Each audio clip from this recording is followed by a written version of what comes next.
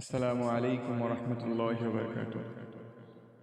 আলহামদুলিল্লাহ, সমস্ত প্রশংসা আল্লাহ তাআলা, যিনি আমাদেরকে সুস্থ রেখেছেন এবং তার নিয়ামত আমরা আস্বাদন করি, ভোগ করছি।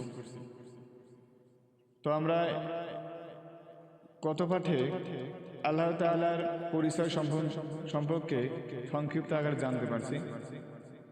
এবার রাসূল সাল্লাল্লাহু আলাইহি সাল্লামের পরিচয় সম্পর্কে জানতে পারব।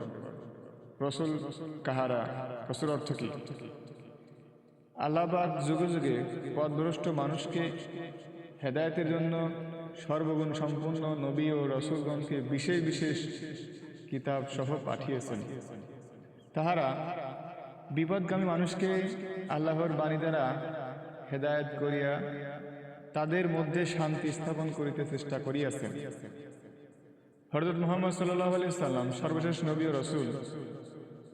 তাহার পর আর কোন নবী ও রসুল দুনিয়াতে আসবেন না। তিনি শান্তির ধর্ম ইসলাম প্রচার করিয়াছেন ও আল্লাহর বাণী সকলকে শুনিয়াছেন।